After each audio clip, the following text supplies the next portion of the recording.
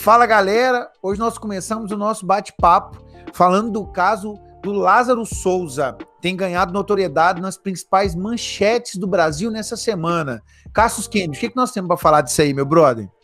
Olha, cara, antes de mais nada, eu acho que a gente não precisa entrar em detalhes de tudo que está rolando na mídia, porque realmente é o caso da semana, né? A gente tem visto aí a situação do Lázaro Souza, o histórico de crimes que ele cometeu nos últimos anos, as entradas e saídas da prisão.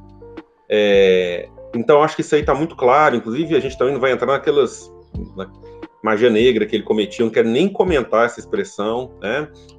A religiosidade por trás disso, né? E todas o misticismo por trás desse caso. Vamos pegar aqui discussão que nos interessa e que provavelmente vai agradar a nossa audiência, né? Não tem como a gente não perceber o quanto que o noticiário gosta desse tipo de caso, né? Eu fico me lembrando aqui dos anos 90, no final dos anos 90 e nos anos 2000, esses jornais sensacionalistas, né, quando eles estavam na Globo, por exemplo, né, quando a gente vinha lá o Linha Direta, né, que provocava medo, pânico, né, quando mostrava esses casos e que estava solto, né, você pode ter visto, o disque de denúncia era só o que a gente comentava na escola, dentro do ônibus. Então, gente, a imprensa faz largo uso desses casos, né? É a primeira coisa que eu quero observar.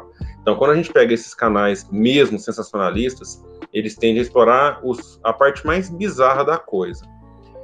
Segunda coisa que eu gostaria de falar é como que isso traz à tona algumas questões que eu vi aparecendo essa semana. Eu quero destacar duas dessas ações. Primeiro, algumas pessoas defendem, né, a posse e o porte de armas para defender de situações como essas, né?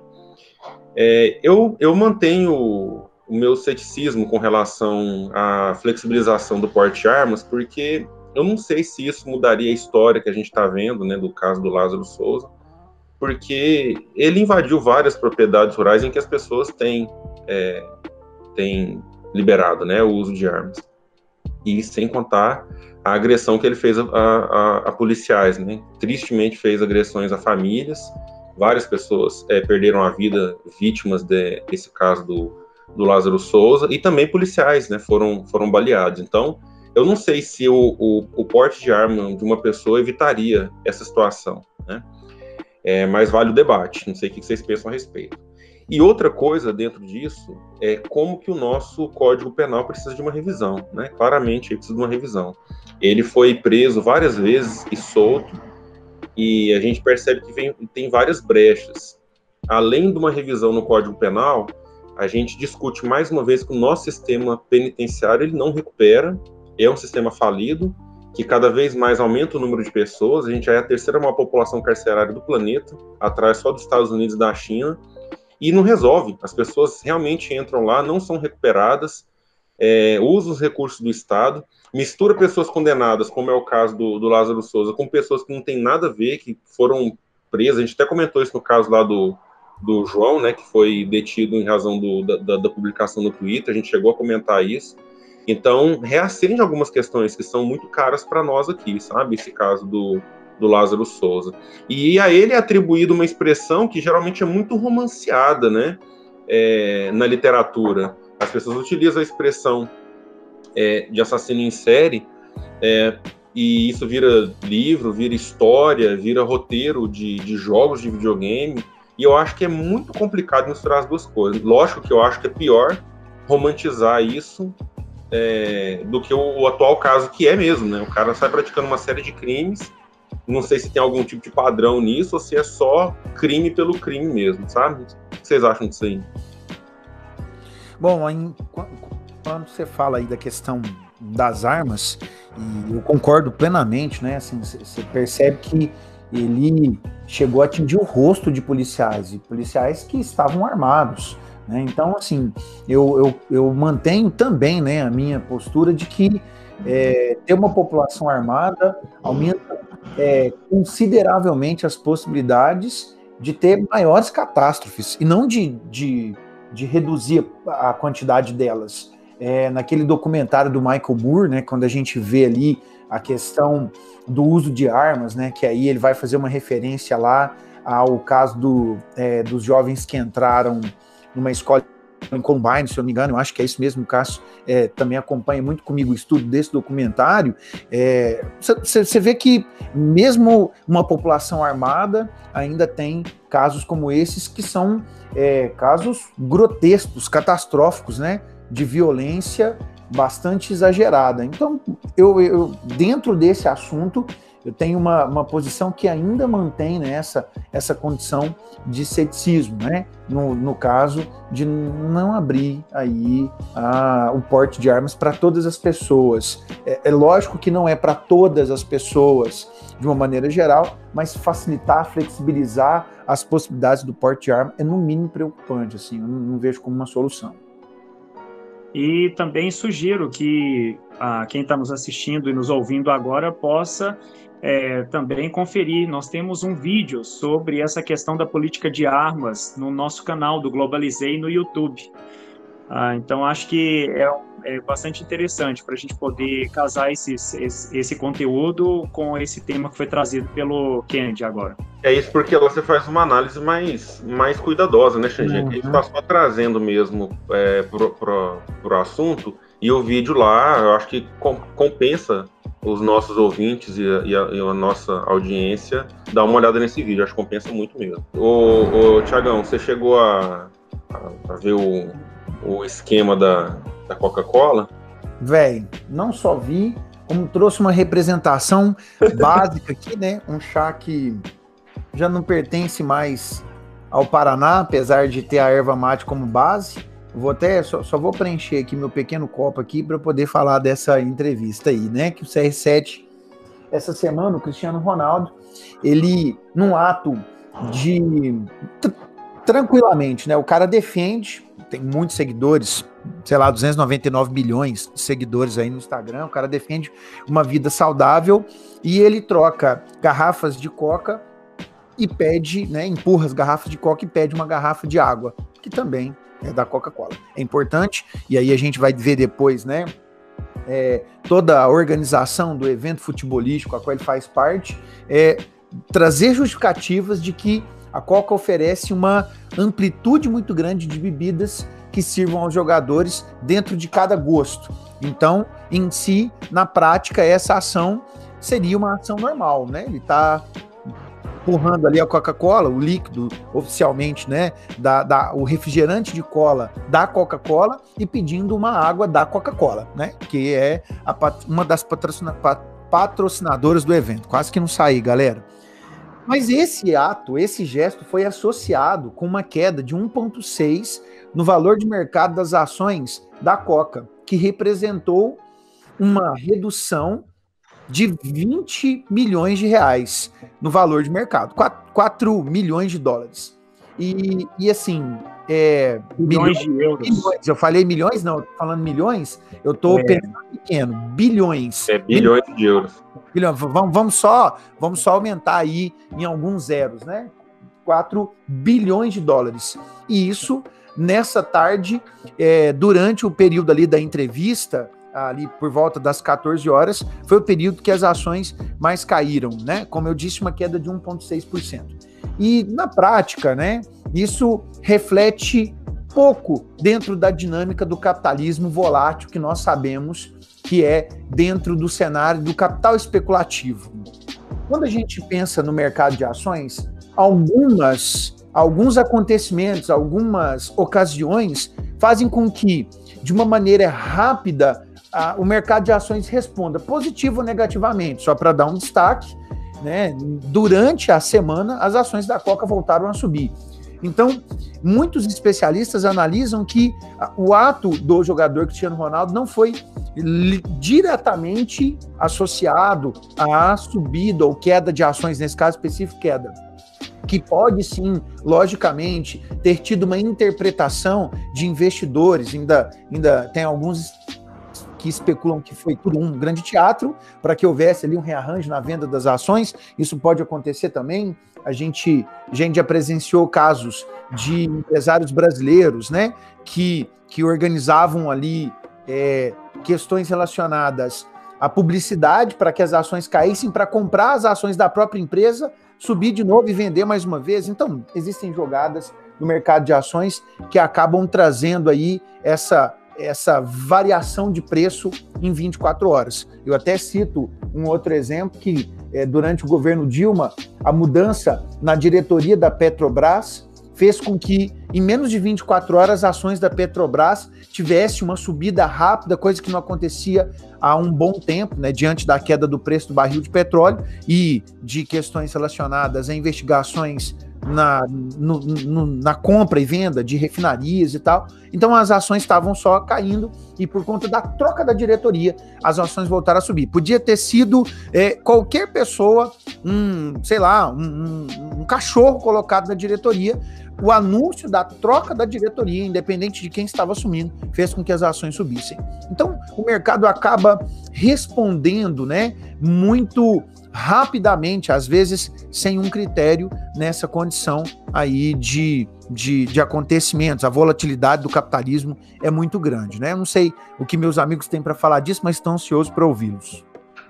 Lembro também que logo depois do Cristiano Ronaldo, o Paul Pogba, o meia francês, tomou a mesma atitude, né? Ele afastou uma garrafa de Heineken que estava na frente dele antes dele começar a entrevista, mas só que o objetivo, né, da atitude dele não foi simplesmente ser ali um promotor da vida saudável, mas é porque ele é um muçulmano e ele não consome bebidas alcoólicas, né? Então, a atitude do Paul Pogba segue mais ou menos a linha do Cristiano Ronaldo, mas por outros motivos, né? Eu vejo também a importância, e acho que a Coca-Cola já percebeu isso, de ter um portfólio variado de produtos justamente para não se esbarrar nessas fronteiras étnicas, né, que vêm para dentro do futebol também. E a gente percebe isso por conta desse portfólio dela, né? Essa atitude agressiva dela, por exemplo, de comprar concorrentes que se levantam com um discurso que está contra os produtos dela, né? Ou mesmo que levanta a bandeira, por exemplo, do alimentos, bebidas saudáveis. Enfim, acho que é por aí, né? Mas sempre lembrar disso, a atitude dele é mais por princípios religiosos do que por estilo de vida por si só, né? Mas lembro que os princípios religiosos também estão relacionados com princípios de vida, né? Estilo de vida. No caso do Cristiano Ronaldo, um pouquinho de cuidado e sensibilidade evitaria uma situação como essa. Bom, estou considerando que não foi um arranjo, né? Que não foi um teatro. Agora, todo mundo conhece o Cristiano Ronaldo pela sua dedicação ao corpo, a disciplina que ele tem. Todo mundo. Eu estava vendo o Marcelo, lateral, que jogou com ele muito tempo, na lateral esquerda, que inclusive botafoguense. Ele jogou muito tempo do lado do Cristiano Ronaldo do Real Madrid, e ele fala, não, a gente ia nas festas na casa do Cristiano Ronaldo, ele parava o que ele estava fazendo, o churrasquinho, para ir lá e fazer o exercício e voltar, sem bebida alcoólica, sem nada. Ele não ingere nada que pode prejudicar o corpo dele. E os amantes de esporte sabem que o Cristiano Ronaldo se diferencia exatamente nisso, extremamente disciplinado. Não é à toa que ele foi eleito várias vezes melhor do mundo, né, disputa aí, com outro cara que é chamado de gênio, como se não tivesse também algum tipo de esforço ou dedicação nisso.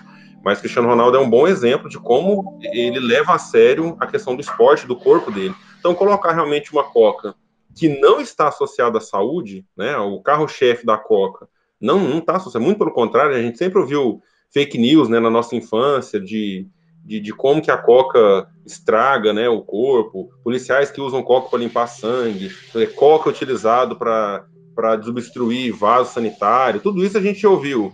Então, Coca não está associada à saúde. Ou colocar ali também um pouco de vacilo, né? Muito. Alexandre, um outro assunto que apareceu aí essa semana, cara, a gente tem tido nesses últimos meses um contato cada vez mais intenso, né, em casa, com a família, com o cônjuge, né, com os filhos.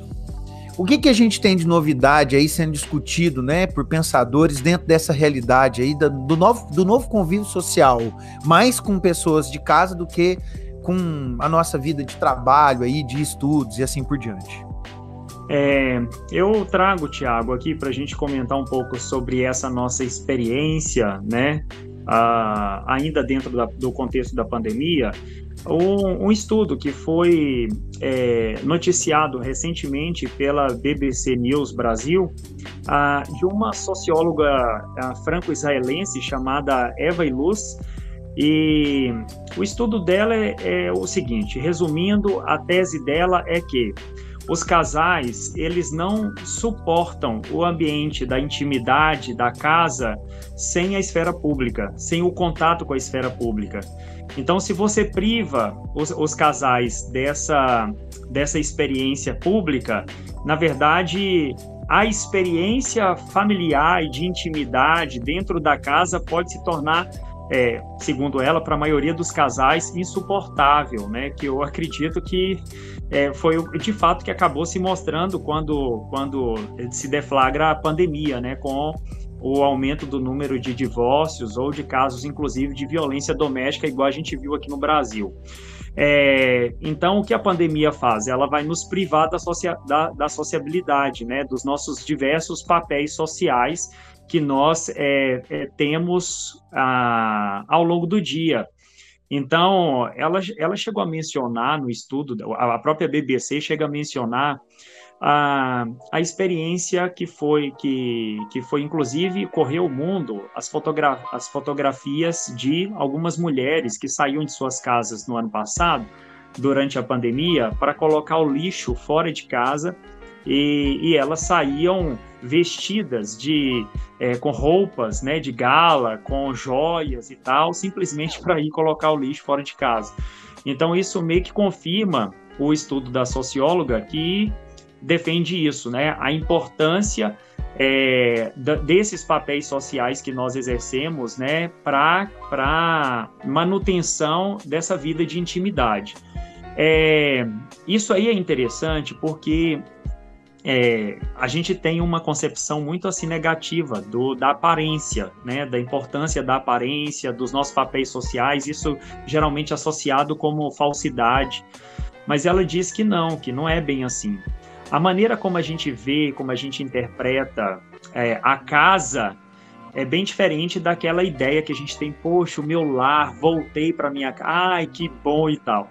Na verdade, para ela, o lar é visto como, assim, olha, o lugar para onde eu retorno depois de ter cumprido os meus diversos papéis sociais, entende? Então, a casa é simplesmente, ponto final, o lugar de retorno. E aí é que tá. Então, a casa sendo o lugar de retorno, vem a pandemia e estabelece a casa não como lugar de retorno, mas como lugar de permanência, né? Ali você vai trabalhar, você vai viver, você vai conviver com seus familiares, você vai intensificar a intimidade com eles. Então, o que ela diz é isso, a maioria de nós não concebe a intimidade por tanto tempo sem o convívio social, fora da casa, né?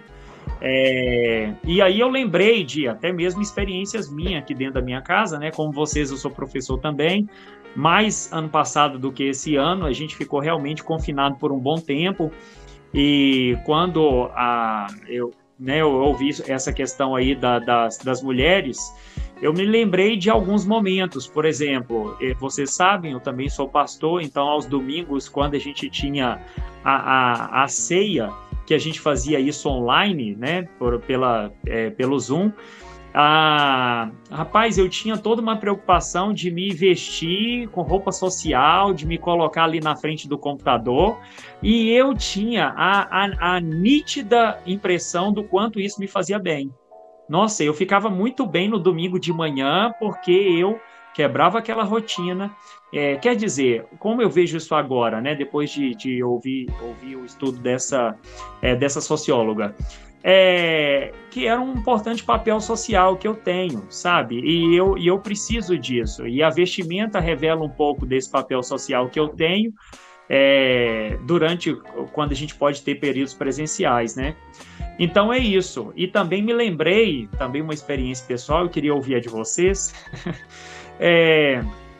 Quando eu ouvi minha esposa no ano passado dizer assim, sabe, eu queria que você voltasse a trabalhar e tivesse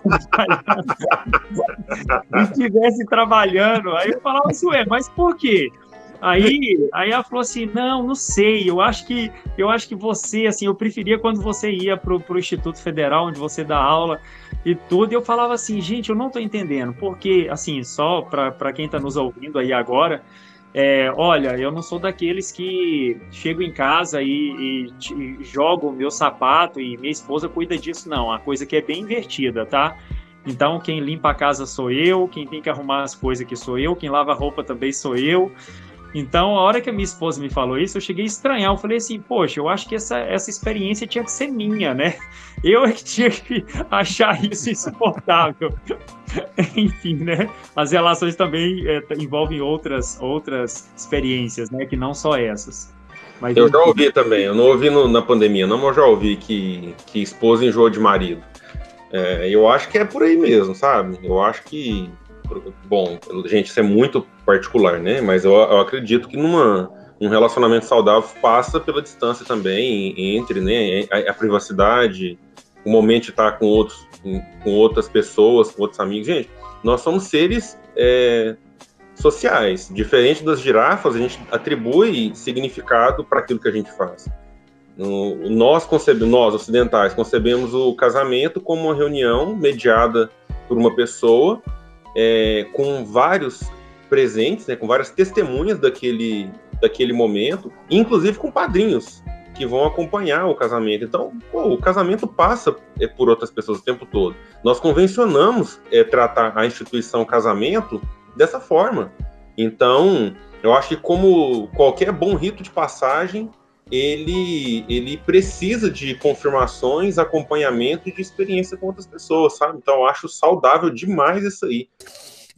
Eu vou trazer aqui um fato de comprovação social do tanto que esse leve distanciamento, né, é bom para o casal, né? Eu tenho meu avô, que é um cara muito importante assim na minha vida, o senhor João, né? Um grande abraço, inclusive.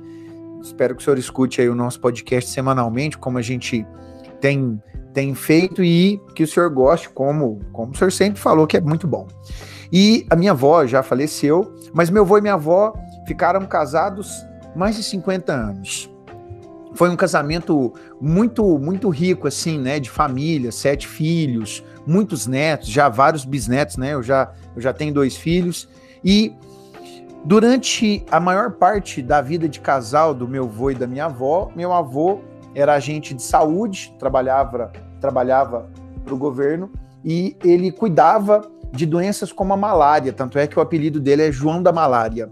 E ele ia, né, na segunda-feira para visitar fazendas, para poder cuidar ali dos casos de malária, e voltava na sexta-feira. Então ele ficava a semana inteira, né, num processo bem de nomadismo ali, né, de uma propriedade para outra, fazendo os cuidados da malária, e voltava na sexta-feira. E isso, lembranças emocionadas da minha mãe quando eu via meu avô subindo a rua de casa, né, muitas vezes carregando uma galinha, carregando um cacho de banana, né, vinha da roça, trazendo ali presentes que ele acabava ganhando. E aí, uma relação sempre muito positiva, né, e quando, assim que eu estava para casar, meu avô falou exatamente isso. Esse distanciamento é muito bom, porque ele chegava e a saudade estava latente, tanto é que foram 7 filhos, né? Então a gente percebe que o negócio rendeu muito quando ele chegava, né? E aí a proliferação aí de crianças foi bem grande. E essa saudade, esse convívio social era muito importante. A minha avó com seus amigos, né? Principalmente amigas ali e tal, e meu avô também nesse contato todo, né, com outras pessoas, e que deixou uma herança interessante assim para nós de como o casamento precisa desse espaço. Então, o que a socióloga constatou, na verdade, eu já tinha, né, como o Clóvis de Barros Filho fala, né, que o pai dele desenvolvia ali uma filosofia de vida parecida com o que ele lia lá, né, na questão lá do Zaratustra, né, para trás nem para tomar impulso, né, então não recua diante de nenhum pretexto. Ele fala isso aí em algumas falas dele, que a gente consegue constatar na internet. Meu avô já tinha me mostrado que esse distanciamento é importante. Então, a pandemia, ela dificulta esse processo, né? Porque a gente está ali dentro. Só lembrar que, uma vez eu comentei isso com o Adriele, esse caso do vô João, E a Adriele sabiamente falou assim, e a avó Geralda ficava onde? Em casa o tempo todo, enquanto ele estava distraindo? É importante a gente lembrar que as mulheres também, né, precisam ter os seus momentos, gostam de ter seus momentos, e que a gente não fique de cara feia, de nariz torcido para quando isso acontecer, né? Muito importante que a distância aconteça, mas eu acho que é dos dois lados, né? E eu tô citando aqui o caso dos dois porque meu avô sempre foi um cara, eu acho que até hoje, né, um cara muito mente aberta, assim, e fico muito feliz de falar que nesse caso existia ali uma liberdade dos dois lados, né? Minha avó ali tinha essa liberdade para poder ter contato com outras pessoas, com os amigos, como eu disse, né? É lógico que o cuidado com a casa ficava muito associado a ela durante a semana, por conta, né, da quantidade de filhos ali, de ser a mantenedora do lar ao longo da semana, cuidando dessas crianças. Mas existe essa liberdade. Então é importante, inclusive, que o Carlos destaque esse cuidado, né? Porque é uma via de mão dupla, hein? Cuidado, hein? Não dá para ser só de um lado, né? Tanto é que recentemente houve um combinado aí, né? Minha esposa vai viajar por 4 dias e eu ficarei sozinho com as crianças em casa. Já comprei pelo Mercado Livre, aí fazendo um marketingzinho aqui, né? Patrocina nós. Já comprei já a barraca, que eu vou acampar com a galera fora de casa. Eu comprei um cercadinho para poder colocar as crianças ali e ao longo da semana a gente experimentar algo mais rústico, né? Joga uma carne crua e vamos ver o que eles fazem ali, se viram ali com aquele pedaço de carne. Eu acho que é ensinar também, viver um pouco sob a demanda de uma selva de pedras. E é isso. Gente, mais um caso extremamente desagradável de racismo que a gente registra. Inclusive, eu tô quase criando um documentário 4 vezes racismo. Na verdade, estou fazendo uma paródia com aquele filme 4 vezes favela. A gente teve um caso triste que a gente lembrou na semana passada, que foi o assassinato da Kathleen Romeu, que é o extremo do racismo, né? Quando o racismo provoca a perda da vida de uma pessoa. Só que a gente vem tendo outros casos que corroboram com o argumento que eu usei na semana passada, que é o do racismo estrutural. O racismo estrutural é aquilo que não depende de uma ação de um indivíduo, que está nas instituições, que está no dia a dia, que está na naturalização do preconceito. Então a gente teve, no final do mês de maio e junho, a gente teve 3 casos que demonstram esse racismo. O primeiro foi o do vereador Renato Freitas, que estava jogando basquete e foi preso, foi detido por algumas horas. Então tá lá, ele tem um cabelo que a gente chama de black power, né, um cabelo bem característico, né, um cabelo natural, cabelo negro ali, e ele foi detido por perturbação de sossego. Então, por alguma razão, ele, jogando basquete, incomodou alguém que chamou os policiais numa praça. Né? A gente não está falando nada demais, não está falando que o cara está jogando basquete no quintal da casa de ninguém, e ele foi acusado de perturbação de sossego. A gente teve o caso também daquele ciclista na cidade ocidental, aí perto de Brasília, do Felipe Ferreira, que ele tinha colocado a câmera e ele estava registrando as manobras. Inclusive, ele tem a rede social dele, ele vai mostrando as manobras dele, os movimentos que ele faz com a bicicleta. E no momento que ele estava filmando as manobras que ele estava fazendo, os policiais chegaram e foram tirar satisfação daquela bicicleta, o que ele estava fazendo ali. E, por fim, a gente teve esse caso dessa semana agora, do Matheus Ribeiro, que foi acusado por jovens de ter roubado a bicicleta da namorada, né? Um rapaz acusou esse jovem negro de ter roubado a bicicleta da namorada.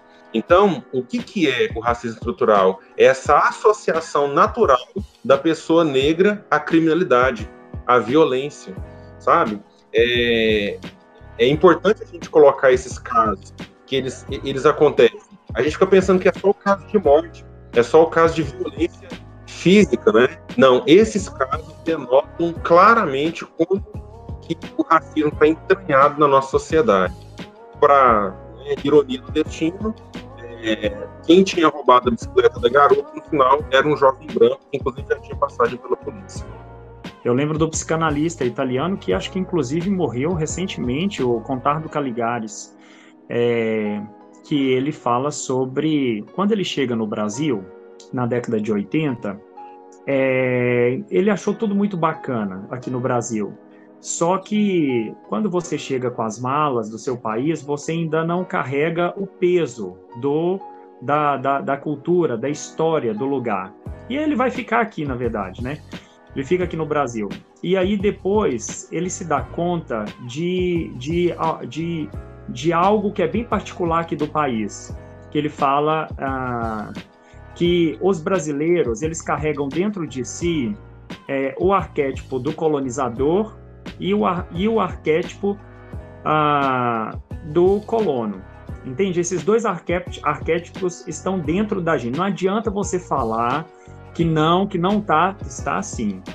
Então, aí, ele diz isso, e o colonizador é aquele que sai do seu estado, no caso português, e chega aqui, ele pode fazer tudo o que ele quiser com os nativos, com os colonos, sem prestar contas, sem estabelecer limites para isso. E aí ele diz assim, é interessante o quanto às vezes esse estereótipo ainda está dentro de nós e grita e salta sobre nós. Aí ele fala assim, já percebeu o quanto as pessoas às vezes elas, até mesmo na questão do assalto, da prisão, ele disse assim, é interessante, lá na França, se uma pessoa vai te assaltar, em geral, ela espera você sair de casa, ela espera você sair do seu carro, e aí ela vai lá e rouba o seu carro e tal, a sua casa. Mas no Brasil, a pessoa não tem problema com isso, ela pode entrar na sua casa e te roubar.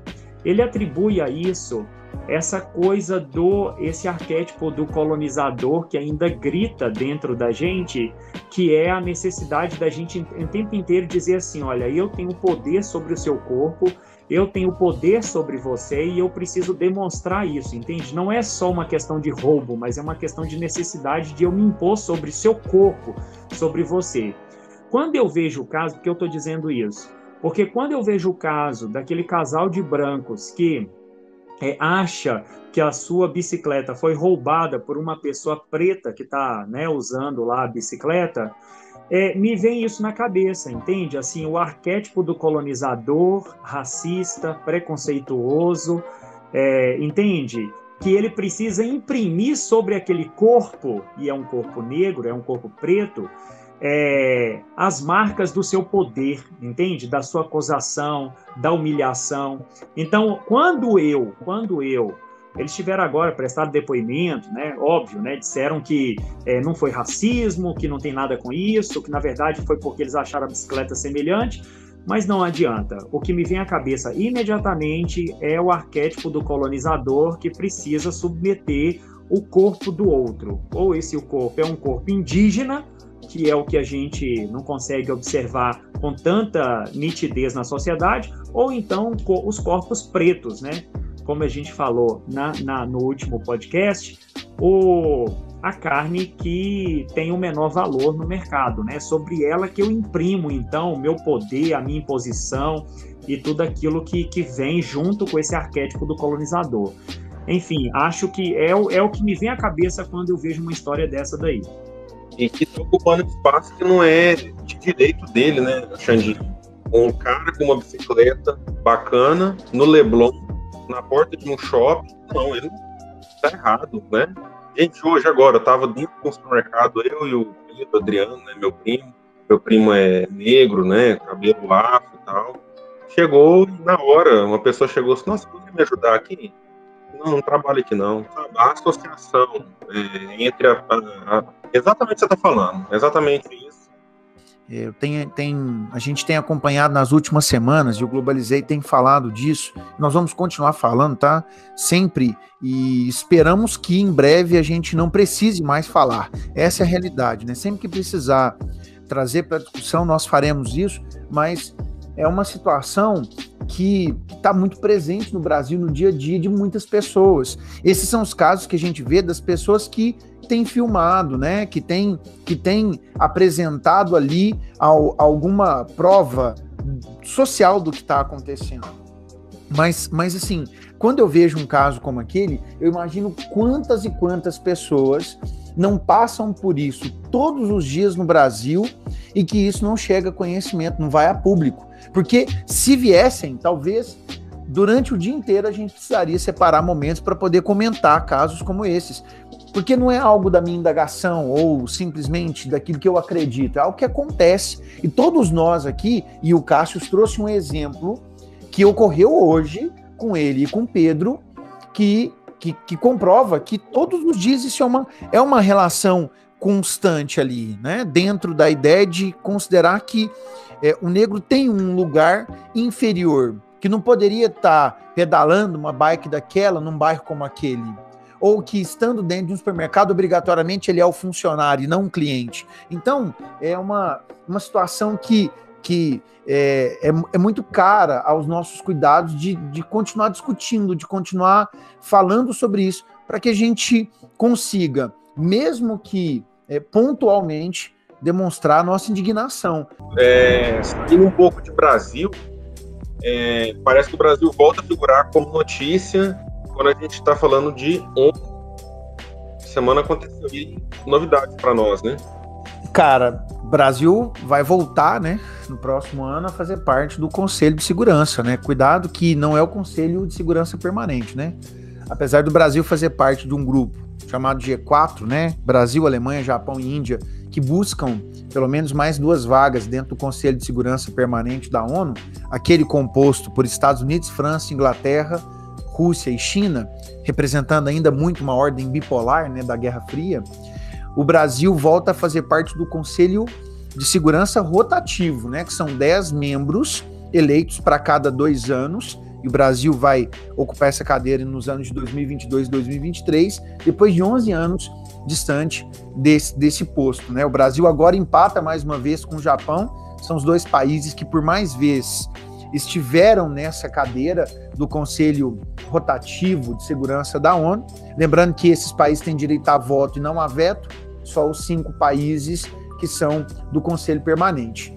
E isso pode representar muito para uma geopolítica fragilizada, né, que nesse momento nós nos encontramos, né? O Brasil tem chances aí de retomar uma geopolítica apaziguadora, considerando, inclusive, que nós estamos ficando um pouco sozinhos em escala internacional, quando a gente fala de aliados, né?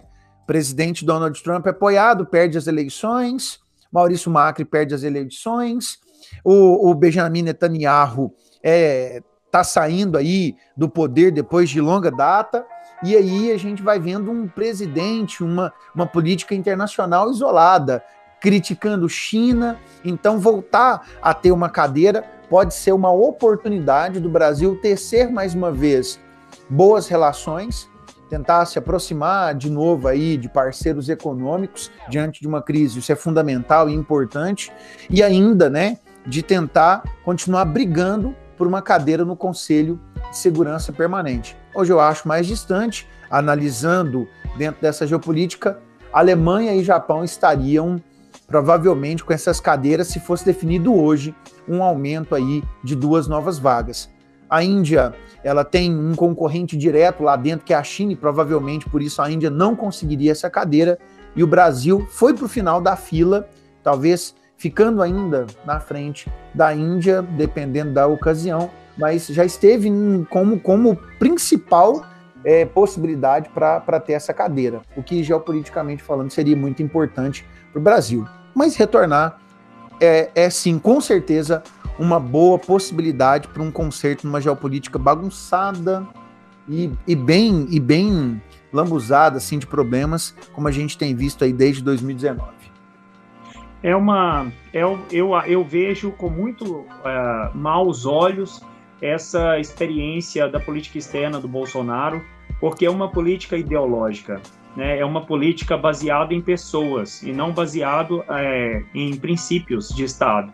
Você pode observar que ele chamou Benjamin Netanyahu de irmão, ele se dizia amigo de Trump, ou ele dizia que o Trump era amigo dele, não sei, tem hora que eu fico confuso com isso.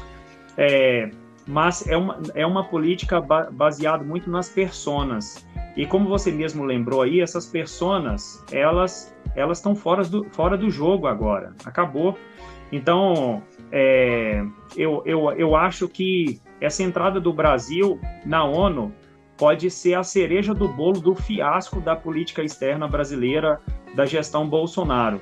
E eu espero que ele mudasse isso, mas eu duvido que ele vá mudar. Né? Quando a gente imaginou que ele não fosse mais tecer comentários pejorativos acerca da China e da vacina, vocês viram que ele foi lá e fez isso, mesmo depois de ter trocado o ministro de Relações Exteriores e tirado o ministro ideólogo dele, o Ernesto Araújo. Então eu não vejo com bons olhos. E lembro também a situação muito delicada em que ele se encontra. Vocês sabem que o Netanyahu está encerrando agora 12 anos no poder em Israel, como primeiro-ministro em Israel.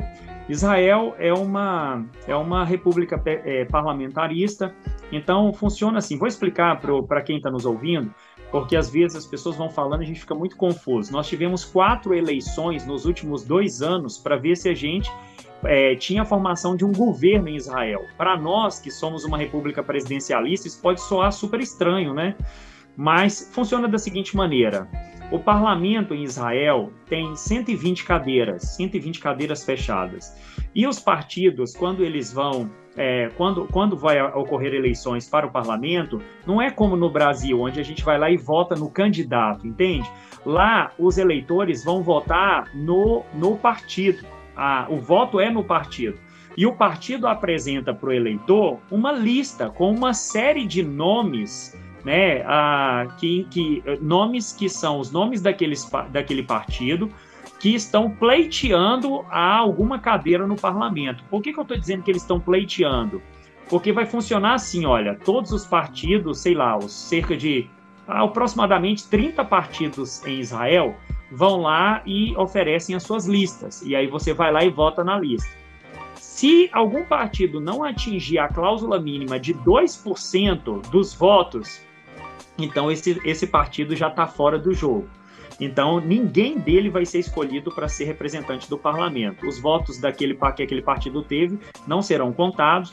Então, todos aqueles outros partidos que tiveram acima de 2% nos votos, né, naquela eleição, aí você tem uma eleição proporcional. Aí você vai pegar todos aqueles votos, aqueles partidos que passaram dessa cláusula de barreira, e aí vai escolher proporcionalmente a quantidade de pessoas representantes de cada uma dessas listas dos partidos vencedores. Então, o partido que levar mais voto é aquele que vai ter maior número de representantes escolhido para sentar na cadeira lá no parlamento. Então, funciona nesse sentido. E se algum partido atingir 50% mais um, quer dizer, 61 cadeiras, se conseguir eleger 61 representantes ali para o parlamento, aí aquela pessoa que está no topo daquela lista que foi apresentada por esse partido, ele vai se tornar o primeiro-ministro. Só que isso nunca aconteceu. Nenhum partido em Israel conseguiu essa proeza de ter essa representação. Então, ele precisa montar sua coligação com outros partidos políticos para que ele consiga ter aí o número de cadeiras de pelo menos 61 cadeiras no parlamento, que tem 120. O Knesset, né, que é o parlamento israelense. O que aconteceu nas 4 últimas eleições foi isso. O partido Likud foi o mais votado, que no caso é o partido do Benjamin Netanyahu, só que ele não conseguiu maioria. E aí o presidente, que é eleito para ocupar o cargo entre os próprios parlamentares, a eleição do presidente é o próprio parlamento que faz, e ele governa por 7 anos, o presidente vai lá, ele é o representante ali, chefe de Estado, mas não tem atitude, não tem ação nenhuma no governo. Então, o presidente vai lá e pede para que aquela pessoa mais votada, ela compõe aí, ela tem um tempo de 28 dias para formar uma coligação, para conseguir as 61 cadeiras. Isso não foi alcançado, então, nas 4 últimas eleições, e o que aconteceu agora foi o seguinte: o presidente pediu, não para o Benjamin Netanyahu, mas para o Yair Lapid, que é ele fazia parte do segundo colocado aí nas últimas eleições. Yair Lapid, então, que pertence ao centro, mais moderado, ele começou a fazer uma coligação entre vários partidos. E assim, gente, é inimaginável o que ele conseguiu em Israel. Então, por isso mesmo é que a gente fica até temendo falar alguma coisa. Por quê? Porque ele conseguiu trazer para essa coligação dele, o Yair Lapid, que é do centro, grupos de extrema-direita, uns deles, por exemplo, que falavam inclusive em decapitar árabes que fossem contra o Estado de Israel. Ele trouxe o Naftali Bennett, que é a pessoa que vai fazer uma dobradinha com ele no cargo lá de primeiro-ministro.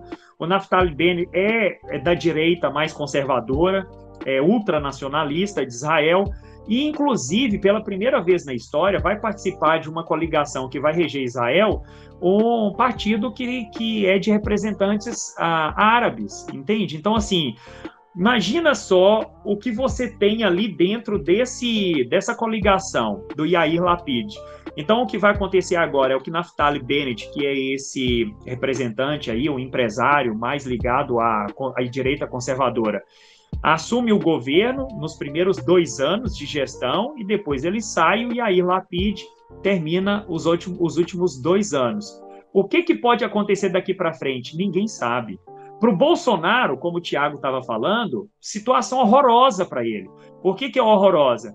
Porque o Yair Lapid, enquanto o Naftali Bennett ele ocupa o cargo de primeiro-ministro em Israel, Yair Lapid vai ocupar o cargo de ministro das Relações Exteriores. E o Yair Lapid já tinha criticado o Benjamin Netanyahu por ele fazer alianças com governos populistas, que inclui aí o Bolsonaro, entende? Então, assim, ele já tinha feito críticas a esse tipo de aproximação do Benjamin Netanyahu. Agora, só lembrando também, para a galera que está interessada aí, é sempre bom lembrar, esses 12 anos do Benjamin Netanyahu foram muito importantes para Israel. Em primeiro lugar, ele conseguiu promover Israel para além das questões com os árabes, né, a chamada questão palestina.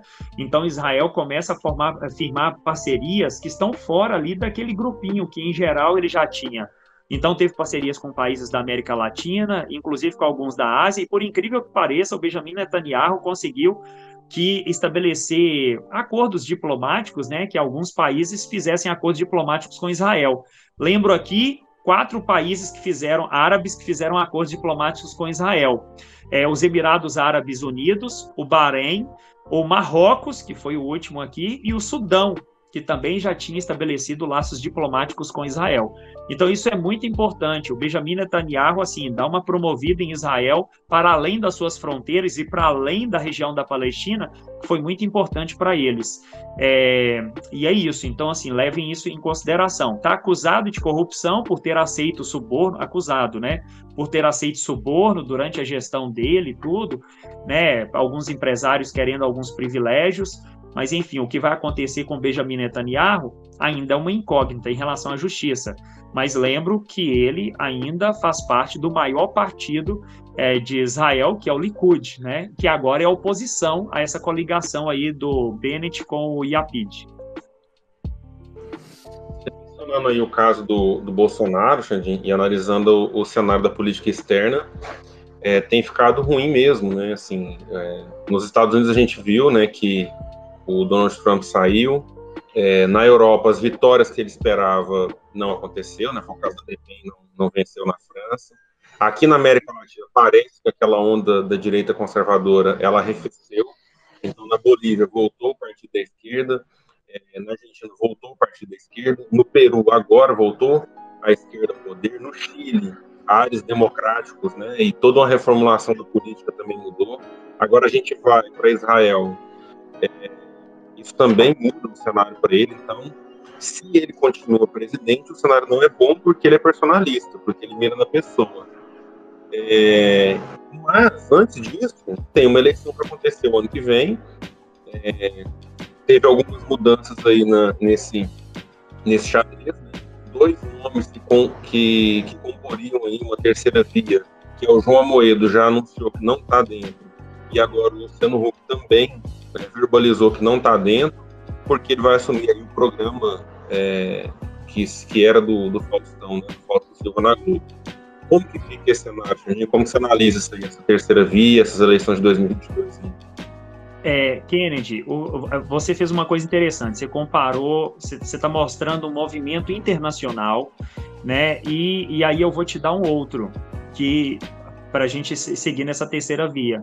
O que está acontecendo, olha para você ver, o que eu acabei de falar em Israel, por que foi possível, gente, eu não sei quanto tempo vai durar esse governo, sem brincadeira, porque assim, ó, essa coligação, ela é formada por grupos que são, que eu não imaginava que estariam no mesmo grupo, entende? Assim, não a mesma coligação. Então, tudo pode acontecer. E se alguém pula fora do barco, se algum desses partidos pularem fora dessa coligação, ele vai perder a maioria no parlamento. Perdeu maioria, pronto, vai ter que ter novas eleições. Entende? Então, assim, o que eu quero dizer é que isso está acontecendo na Hungria também, coligações como essa. Então, você tem alguns países, nos Estados Unidos, chegou o caso, por exemplo, da ala mais radical, inclusive do Partido Democrata, que não engolia muito da ala radical, inclusive chamados, né, de socialistas. Do Sanders. Exato. E acabaram apoiando o Biden, justamente, a Kamala Harris, porque não dava mais para engolir o Trump, não dava mais. O que eu vejo, Kennedy, é esse mesmo caminho para o Brasil. Se nós não tivermos, porque as pesquisas estão mostrando que é o Lula e o Bolsonaro, né? É o Lula e o Bolsonaro. O Huck, depois que percebeu isso daí, que não tem jeito, o Bolsonaro tem um grupo de seguidores ali que não vai abrir mão dele, podem descobrir o que for do Bolsonaro, que nada vai mudar.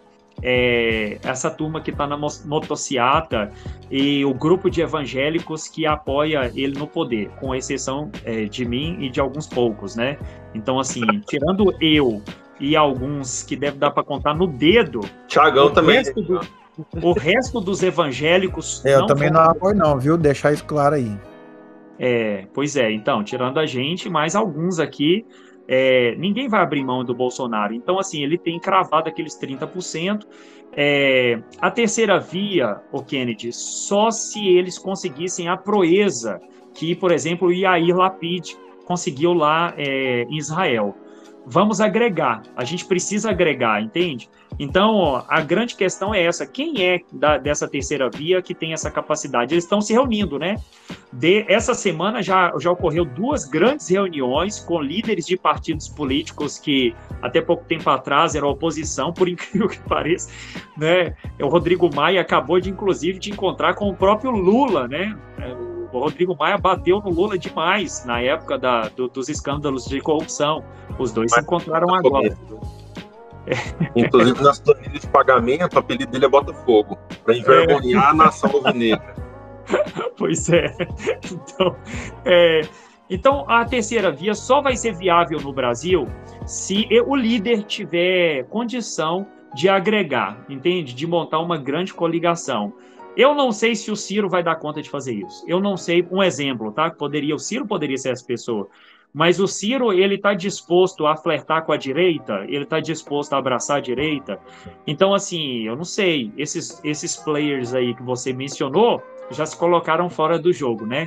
O Huck, por exemplo, não abriu mão de jeito nenhum de um dos maiores salários da televisão brasileira, né, cara? No final da história, cá para nós, foi isso, né? Ele não você vai deixar de ganhar um salário milionário, sem exagero, milionário, para poder ter que fazer reunião com essa... Tem gente asquerosa demais na política. Desgastar a sua imagem, expor... Não, e a outra, você vai ter que sair do seu posicionamento. Não dá para você agarrar ao seu grupo ideológico, Kennedy. Eu creio que o cálculo dele foi esse. O que eu vou ter que fazer? Eu vou ter que ser essencialmente, neste momento, político. Entende? Assim, eu vou ter que ser político. Então, eu vou ter que abraçar... Não dá para ele levantar uma bandeira neoliberal. Não dá, ele vai ter que abraçar grupos. E eu acho que, nesse ponto, ele não está preparado para isso. Então, ele pulou fora. E aí eu lembro o seguinte... Nós temos, neste quesito aí, a gente tem pontos a favor do Bolsonaro e pontos a favor do Lula. O Lula tem um discurso de agregar mais. O Lula, ele é político, né? Ele consegue sentar com as pessoas. O Lula parou para conversar com o Reinaldo Azevedo. o autor de O País dos Petralhas. Cara, que é a expressão que mais define os petistas hoje, chamou o Reinaldo de camarada. Camarada, eu tenho esse livro, eu tenho O País dos Petralhas. Tá por aqui, tá aqui gente, embaixo. o Lula sentou agora com o FHC. O vice do Lula foi José Alencar, gente. Não, assim... Exatamente. Então, assim, o Lula tem ele é uma força mais agregadora, né? Ele é político nato. O Bolsonaro tem que fazer, como dizem, né? Como foi aquele meme lá, enquanto o Lula estava fazendo aquele discurso depois esses tempos aí agora, ele estava fazendo EAD com o Lula, né? Ele estava assistindo o Lula, como fazer um comício, como falar para fora dos seus quadros. Então, o Bolsonaro vai ter que fazer um EAD com o Lula nesse sentido. Agora, o Bolsonaro tem duas coisas, duas balas na agulha ali, que elas não se revelaram, que elas possivelmente vão se revelar até o início do ano que vem, que é a melhora na economia brasileira, não puxada eu tenho o asco do Paulo Guedes, brother, sério mesmo.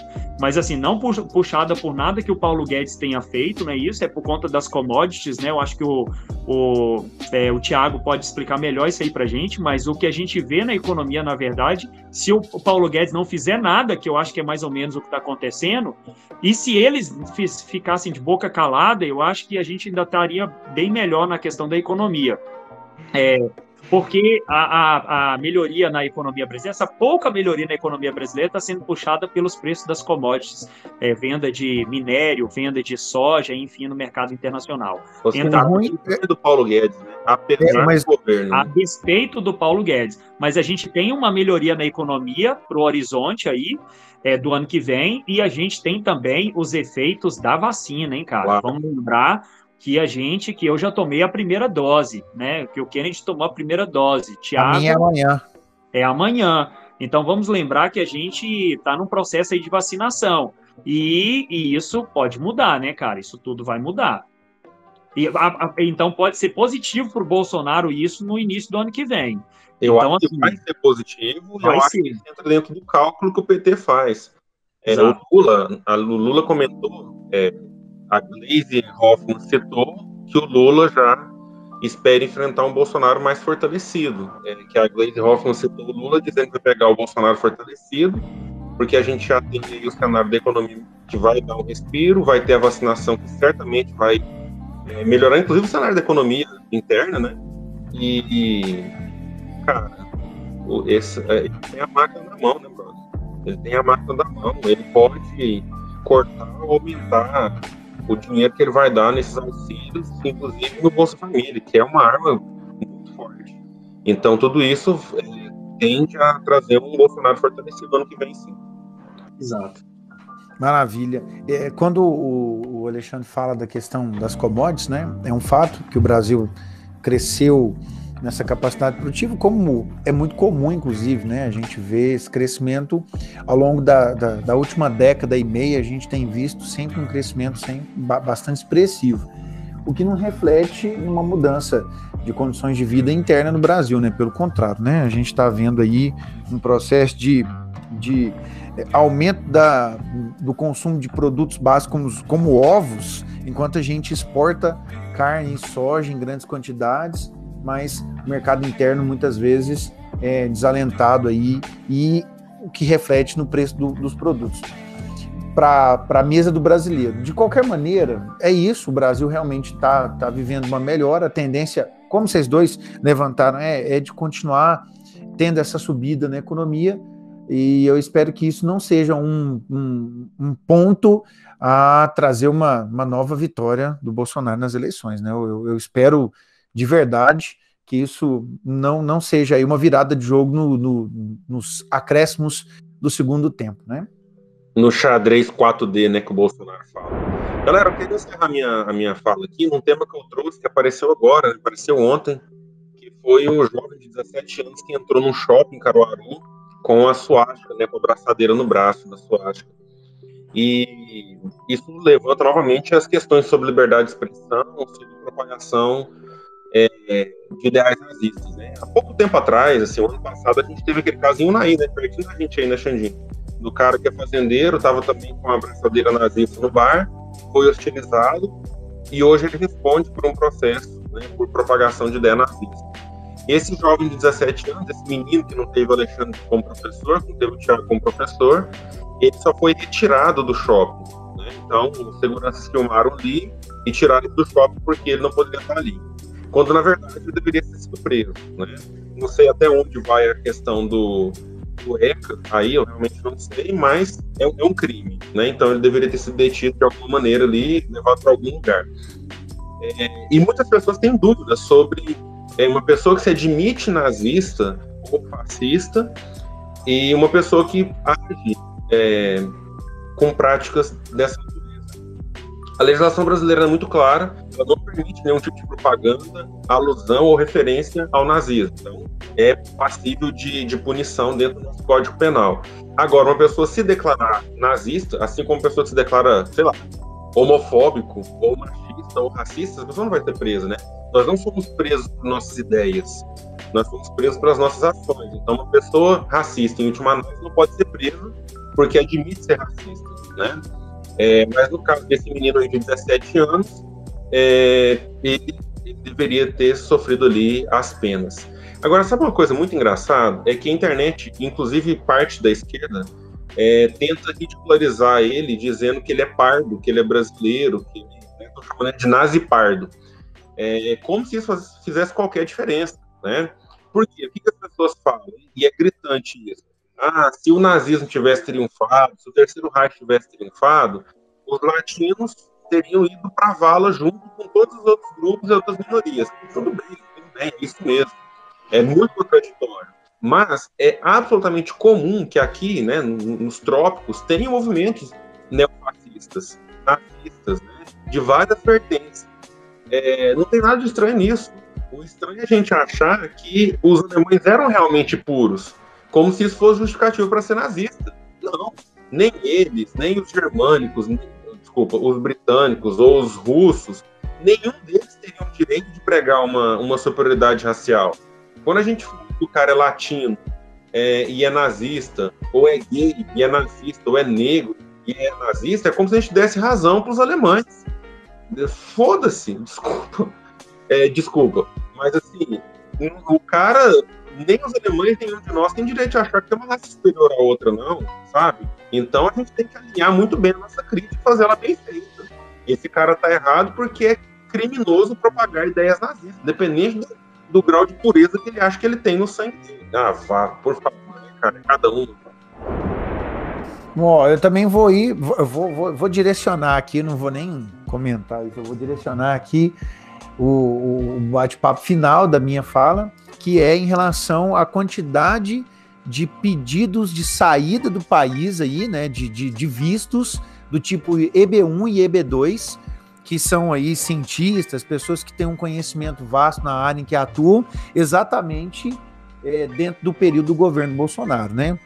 A gente vê aí uma proposta de governo de sucatear universidades, de minar dinheiro para as pesquisas científicas, e cresceu em 40% a tentativa de saída do país de pessoas que estão associadas à ciência, pesquisa, ao desenvolvimento de alguma ideia ou tecnologia. A gente sabe que essa fuga de cérebros não é uma novidade em casos de países subdesenvolvidos ou emergentes, mas nesses últimos 3 anos aí, 2019, 20, agora 21, né? Isso tem se intensificado, né? Então, a gente precisa se atentar para isso, né? Essas mentes pensantes saindo do Brasil diminui ainda mais as nossas possibilidades de crescimento e desenvolvimento, né? Enquanto a gente tem um país que investe numa educação superior e que cria ali, né, cientistas e pesquisadores que poderiam mudar o curso do nosso desenvolvimento, essas pessoas vão para fora e vão ser bem recebidas